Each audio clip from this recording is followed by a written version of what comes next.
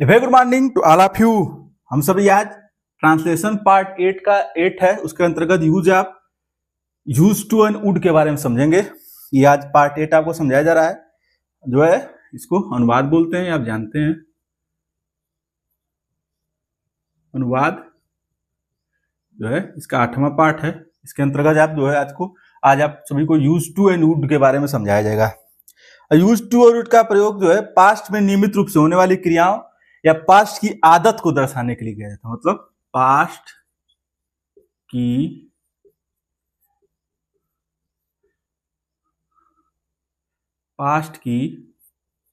आदत के लिए इसका प्रयोग होता है। एकदम एक आप एकदम स्पष्ट समझ गए कि मतलब पास्ट की किसी भी आदत के लिए जो है, जो आदत है उसके लिए जो है यूज टू का प्रयोग हम करते हैं, और पास्ट की आदत को दर्शाने के लिए। अब जैसे मान लीजिए हमको एग्जाम्पल समझना है कैसे दर्शाते हैं पास्ट की आदत को, तो लिखा है एग्जाम्पल समझ लीजिए। यहां पर लिखा है हम एक साथ स्कूल जाया करते थे। ये चीज आप समझ गए। अब देखिए यहां थे लिखा है, जाया करते थे, इसका मतलब क्या होगा कि पास्ट में जाया करते थे। भाई वो स्कूल जाते तो थे और एक साथ जाते थे, लेकिन कैसे जाते थे? पास्ट में जाते थे, क्योंकि था। और क्या थी उनकी? वो आदत थी। भाई स्कूल हो जाते थे, उनकी क्या थी? वो आदत थी। और नियमित रूप से जो है वो पास्ट में नियमित रूप से जो है आदत को दर्शाता था कि उनकी आदत थी कि वो जो पास्ट में जो है बोल सकते हैं कि भूतकाल में जो है वो स्कूल जाया करते थे। अब यहाँ के लिए जो है, अब हम का आप जानते हैं वी होता है। वी मतलब हम लोग, या हम भी बोल सकते हैं we used to go to school together. समझ गया? बात समझिए। जैसे यहां देखिए अब दिया है, मतलब जाया करते थे, तो जाया करते थे तो थे लग गया, इसका मतलब कन्फर्म है कि वो पास्ट में है।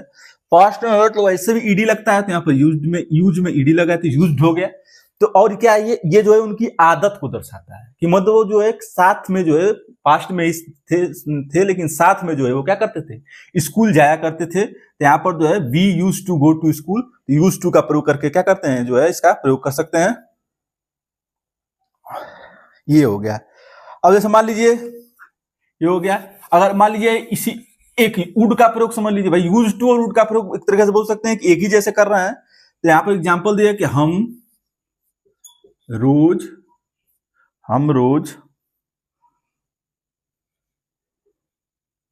पार्क में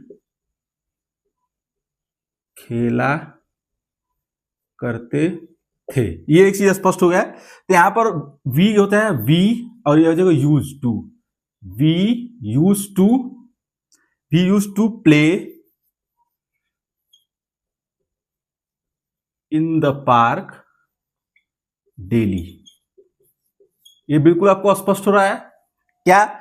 मतलब वी मतलब हम लोग, और खेला करते थे, इसका मतलब क्या था कि पास्ट में खेला करते थे। और क्या करते थे? नियमित जो है वो क्या करते थे? क्रिया करते थे। लेकिन कब करते थे? पास्ट में। उनकी क्या थी? आदत थी।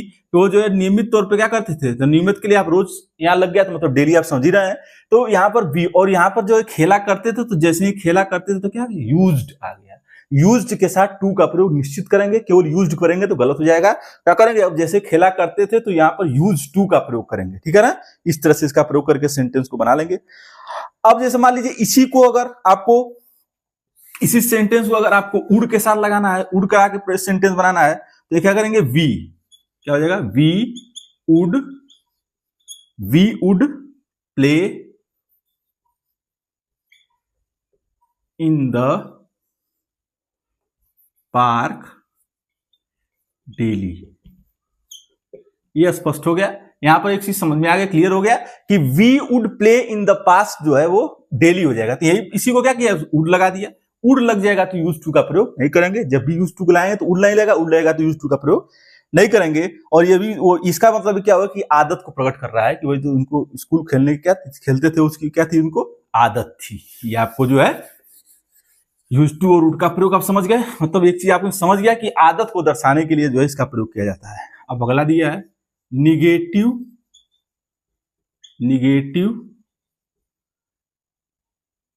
सेंटेंस फॉर निगेटिव सेंटेंस, यह समझ गए, मतलब for negative sentence, negative sentence के लिए कैसे प्रयोग करते हैं।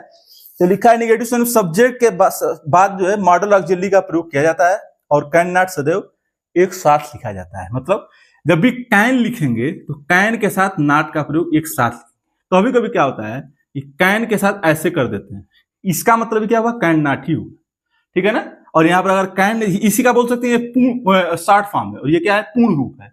मतलब कैन नॉट और कैन नॉट इस तरह से भी क्या कर सकते हैं, आप लिख सकते हैं। तो ये आपको मैं बताने की कोशिश किया। तो कैन सदैव, और जैसे मान लीजिए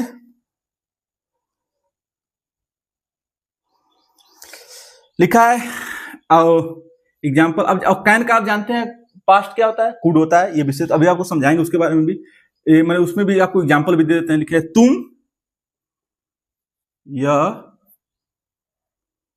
तुम यह मैच नहीं जीत सकते हो, बोल सकते हैं। तो यहां पर यू हो जाएगा, you can not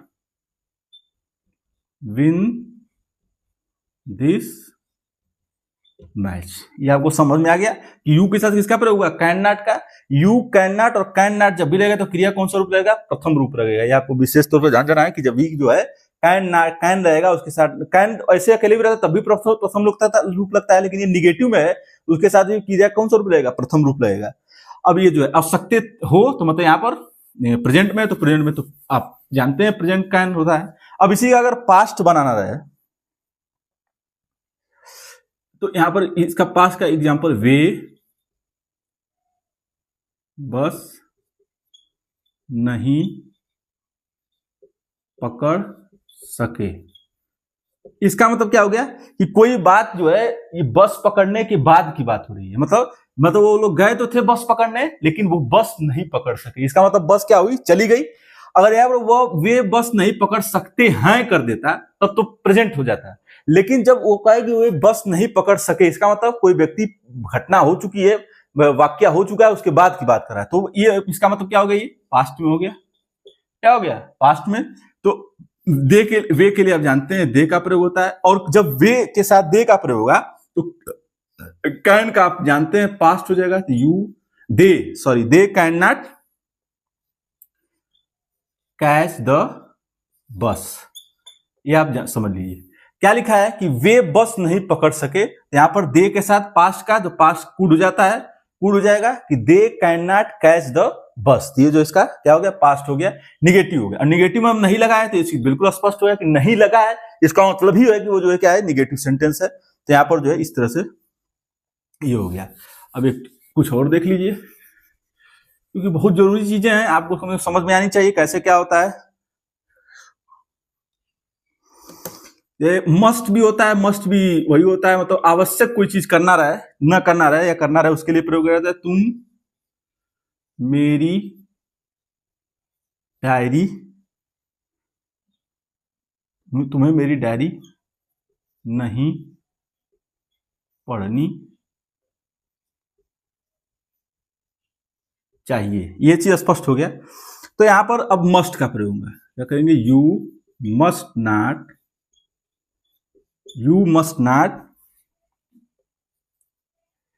read my diary. ये स्पष्ट हो गया।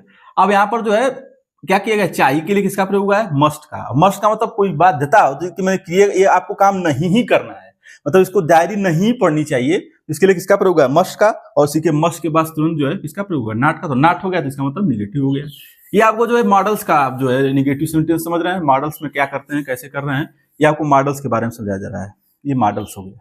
अब अगला देखिए दिया है अब अगला देखिए interrogative sentence. Interrogative sentence. Interrogative sentence का मतलब क्या होता है, प्रश्नवाचक बात। इंट्रोगेटिव सेंटेंस का क्या होता है, प्रश्नवाचक का मतलब जिससे प्रश्न पूछा जाए। तो प्रारंभ में तो क्या कर, जब भी कोई ये वाक्य प्रारंभ होगा तो किससे प्रारंभ होगा? क्या से, और क्या के बाद क्या प्रयोग होगा लास्ट में? Question mark. ये आप जानते हैं, नॉर्मल चीजें कई बार आपको बताया गया है। तो प्रश्न के रूप में किया जाता है। मॉडल एग्जिट का प्रयोग सब्जेक्ट से पहले किया जाता है। अब इसमें जब कैन का प्रयोग होगा तो क्या जो शुरू तो सब्जेक्ट से पहले मॉडल ऑक्सिलरी,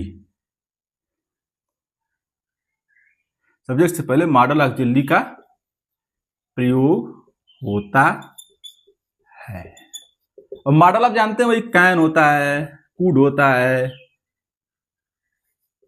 मस्ट होता है, मे होता है, माइट होता है। ये सब क्या है? मॉडल्स हैं। आपको कई बार बताया चुका है। ईटीसी जो है इसमें अंतर ईटीसी भी कर ले और भी होती है। मतलब ये आपको समझ में कि यही सब मॉडल्स हैं। कैन हो गया, कुड हो गया, मस्ट हो गया, मे हो गया, माइट हो गया, ये सब क्या है? मॉडल्स हैं। तो इसमें जो है क्या होता है, इसका प्रयोग पहले होता है। ये आपको बताने की कोशिश कर रहा है। और लास्ट में क्वेश्चन वर्ड तो लगेगा ही, तो क्लियर, इसमें कोई सस्पेंस नहीं रहना चाहिए। क्वेश्चन मार्क के लिए तो आपको जानते हैं इस चीज को। जैसे मान लीजिए यहाँ पर एग्जाम्पल अगर एक तो समझना है, लिखा है क्या, एग्जाम्पल है क्या हम यहां खेल सकते हैं? प्रश्न पूछ रहा है तो यहाँ पर मे का प्रयोग है। जब भी मे का प्रयोग तो होता है जब कोई इजाजत ले लेते हैं। आपके आप जैसे क्लास में टीचर से इजाजत लेते हैं, मे आई कम इन, तो मतलब क्या करते हैं, उनसे इजाजत लेते हैं। तो मे वी, और बताया क्रिया का फर्स्ट फॉर्म लगता है मे बी प्ले हियर। इसका मतलब क्या है कि ये लोग जो है क्या कर रहे हैं, किसी से इजाजत ले रहे हैं कि हम लोग क्या यहाँ खेल सकते हैं। तो क्या मतलब प्रश्न पूछा तो और मे के साथ, तो वही जैसे नहीं होता मे आई कम इन सर, मे आई कम इन सर, ये बोलते हैं कि नहीं यार? बोलते हैं ना कि जब क्लास के में एंट्री लेना रहता है तो अभी बोलते हैं कि मे आई कम इन सर। इस तरह क्या करते हैं कि क्या आप बोलते हैं कि क्या क्लास में सर मैं आ सकता हूं। इसका मतलब क्या मैं क्लास में आ सकता हूं। ये जो है आपका प्रश्न पूछा जाता है तो इससे प्रयोग करते हैं। इस तरह से प्रयोग करके सेंटेंस को जो है बनाते हैं। ये मे का हो गया। अब इसी का अगर जो है वुड का करना रहे, वुड का क्या तुम उसकी मदद करोगे। क्वेश्चन वर्ड हो गया। तो यहां पर वुड हो जाएगा, would you please help her. यहां पर जो है क्या तुम उसकी मदद करोगे, तो यहां पर would you please help her, ये जो है क्वेश्चन मार्क लग जाते हैं। तो मतलब क्या हो गया कि यहां पर जो है जो करोगे तो मतलब क्या करेंगे, पास्ट की बात कर रहा है। मतलब ये प्रेजेंट विल का पास्ट हो जाएगा। तो विल का पास्ट जानते हैं, विल, ये जो इसका पास्ट वुड होता है, ये आपको पता है। ये वैसे कैन होता है, इसका पास्ट कुड होता है। कैन का पास्ट क्या होता है, कुड। अब गागी की लगाए तो इसका मतलब जानते हैं कि गागी कहां प्रयोग होता है, विल में प्रयोग होता है। तो उसी विल का वुड हो जाएगा, कैन का कुड हो जाएगा, सेल का शुड हो जाएगा। तो इस तरह से जो है करते हैं। तो क्वेश्चन वर्ड लगाएंगे। एक्सिलरी का हमने समझा। ऐसे मान लीजिए कुछ और, जैसे मान लीजिए एक्सिलरी के अलावा भी अगर कुछ वर्ड है उसको भी अगर आपको समझना रहे तो ये भी, उसके भी बहुत आसान है। जैसे मान लीजिए एक्सिलरी कोई, मान लीजिए प्रेजेंट कंटीन्यूअस टेंस। तो जैसे मान लीजिए क्या तुम खेल रहे हो, ये मान लीजिए प्रेजेंट। अब इसमें भी क्या कहा, जो अब आपको याद करना पड़ेगा। इसमें हेल्पिंग और क्या लगता है, इज, एम और आर। ये तीन हेल्पिंग लगता है। ये विशेष तौर पे आपको ध्यान देना है। इसमें इज, एम, आर हेल्पिंग लगता है।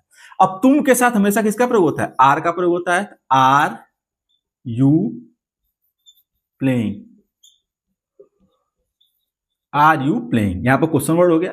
ये एग्जांपल के तौर पे आपको समझना है चीजों को कि कैसे समझ में आएगा, कि आपको चीजें कैसे अच्छे समझ में। क्या तुम खेल रहे हो, तो मतलब क्या कर रहा है, प्रश्न पूछ रहा है। और कौन सा टेंस है बता दिया आपको, प्रेजेंट कंटीन्यूअस टेंस। या हमने एक एग्जांपल तौर बताया कि ऐसे अगर मॉडल्स के अलावा अगर जो सेंटेंस पूछा जाता है तो इस तरीके से प्रयोग करके सेंटेंस को बनाते हैं। आपको बताया भी गया है कई बार। एक बात जो है, चीजों को रिवाइज जो है बहुत जरूरी था, तो इसलिए मैंने उसको रिवाइज करा दिया। ये आपको जो है इंट्रोगेटिव सेंटेंस के बारे में जो है आप समझे कि मतलब क्या आपने समझा इसमें सबसे अच्छी चीज आपने क्या समझा कि कोई भी सेंटेंस जो है वो क्या से शुरू होता है, ये भी बात आप समझ। जैसे मान लीजिए एक और सेंटेंस होता है कि तुम विद्यालय कब जा रहे हो। ऐसी स्थिति में क्या होता है कि जो वेन होता है ये पहले आ जाता है, ये आपको ध्यान देना, वेन और ये you, when you going to school. कोई व्यक्ति क्या कर रहा है, पूछ रहा है कि तुम विद्यालय कब जाते हो, तो वेन के साथ यू, यू और यू के साथ when you are going to school. यहाँ पर आर का प्रयोग करेंगे क्योंकि इसके साथ ये प्रेजेंट कंटिन्यूअस टेंस के साथ यू के साथ आर का प्रयोग होता है। तो when are you going to school, तो मतलब क्या कर रहा है, ये प्रश्न पूछ रहा है, तो प्रश्न पूछा तो लास्ट में प्रश्नवाचक चिन्ह लगाएंगे। इस तरीके से सेंटेंस को जो है आप बना सकते हैं अच्छे से, और जो नई चीजें आती हैं समझ में उसको जो है आप पूछ के जो है चीजों को स्पष्ट कर सकते हैं कि ये जो है कैसे बनता है, कैसे इसका प्रयोग होता है। अब जो आपको नेक्स्ट पार्ट में यूज ऑफ हाउ मेनी,